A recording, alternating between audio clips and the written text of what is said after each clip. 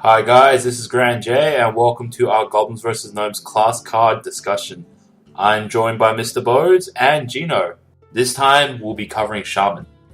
Whirling Zap-O-Matic. It's really good. Oh my god, it's so good. In Arena, it's insane. Like, this card is insanely good in Arena, and like I was saying earlier, I haven't really had a chance to do much testing of new Shaman in Goblins vs. Gnomes, but I assume that you want to play this card no matter what. It's just a strong early game play.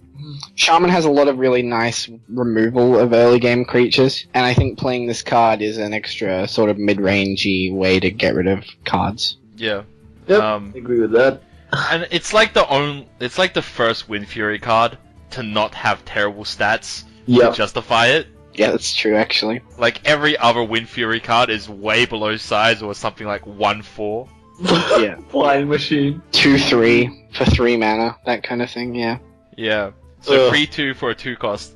It's good, man. It's good. Plus, like, just there's so much good synergy with it in Shaman, because like just stuff like Earthbiter Weapon or Flametongue Totem can easily increase that damage so much. Yeah. So yeah, it's a good card. Good card. Definitely a solid 2-drop and a high pick in Arena amongst commons. Next card. Oh yeah, we were about to say? You'd pick it over every 3/2 ever. I think it's probably one of the best 3/2s out there, actually. Yeah, you're right. Yep, pretty much. This next card, it annoys the hell out of me because it's always played on me. Crackle. Deal 3 to 6 damage, overload 1. Man, some guy had Azure Drake and Spell Totem, and he played this, and he hit my Sneed's Shredder for 8. Because it did 5 to 8, and he hit me for 8. I was so mad. This card is insane. Yeah, I think it almost replaces... Like, I think you use this instead of Lightning Bolt, to be honest. Yep, its damage range, if you're willing to gamble, is so good. Yeah, and there's ways to buff it, of course. Shaman has a lot of ability to get spell power. Yeah, and it doesn't even have the drawback of not being able to hit face. So if you need to gamble and hit face, you can sometimes hit face of 5 or 6 damage and win. Mm-hmm. Wait, Lava this also has my favorite flavor text of a card. It's snap this card pop. I think that's really funny. Instead of snap crap pop. Yep. Like from Rice Bubbles. It's great. Yeah. Love it. Yeah, this card's insane. This card's insanely good in Rice both Krispies? Arena and Constructed. Oh, it's called Rice Krispies in your country, eh? No, well, it was made in this country, so that's what it's supposed to be called. In America. America. Alright. Rice Pop. Let's move on because that card is just so good. Alright, Dunemaul Shaman. Windfury overload 1, 50% chance to attack the wrong enemy. Stats are really good. Its stats are really good, but it suffers from 2 major drawbacks. The fact that it has overload and the fact that it's got that stupid 50% chance ogre shit. This card's not very good. It's just not very good at all. Yeah.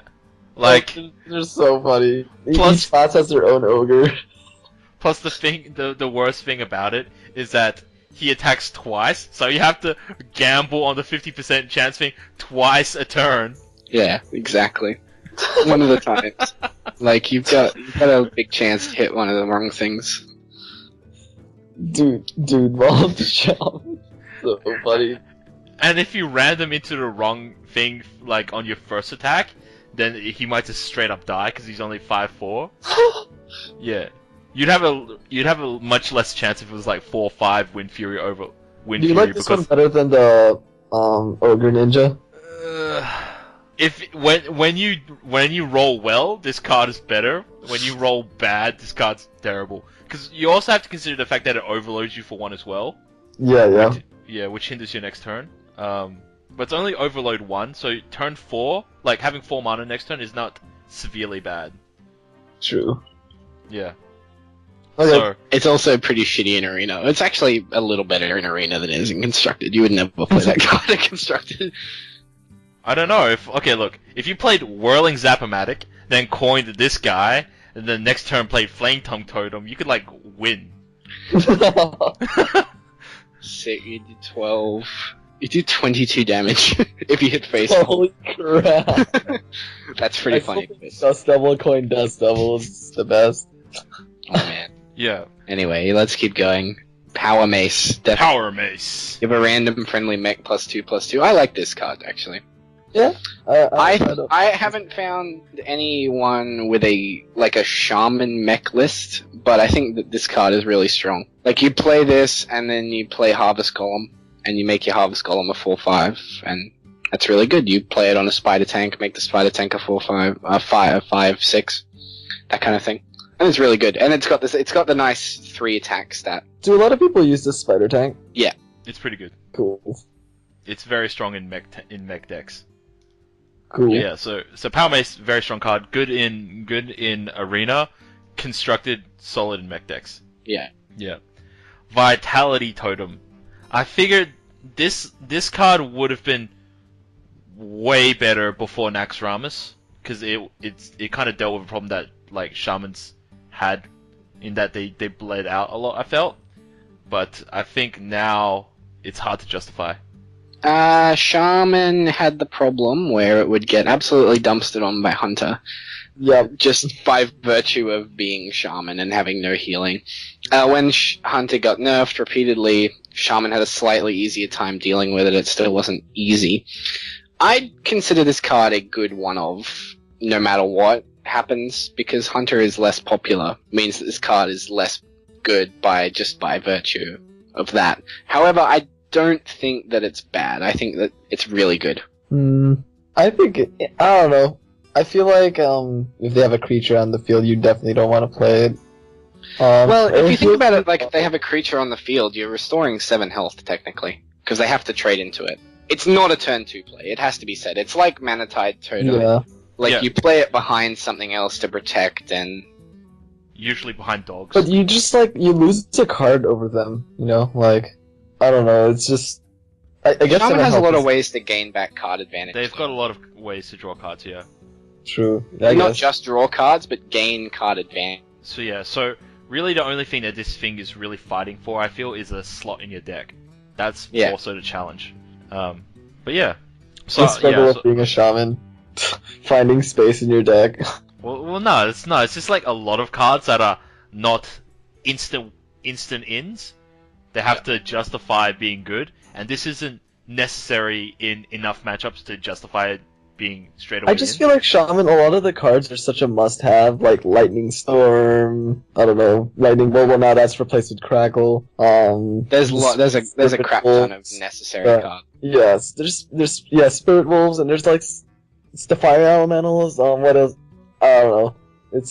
It comes down to you could only really modify maybe 8 cards in the deck, something like that. And there are some important cards that you still need in those 8 slots anyway. So yeah, so that's the hard thing, just justifying deck slots. Less good in Arena too.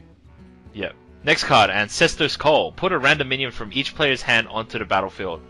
You get a Whirling Zap-O-Matic, they get their Ragnaros. Or they get a Whirling Zap-O-Matic and you get your Ragnaros. I cannot see this card ever being it's comparable to mind games, right? Kind of. That kind of thing. They get a Mal'Ganis, you get a Whirling Zap-O-Matic. Yeah, exactly.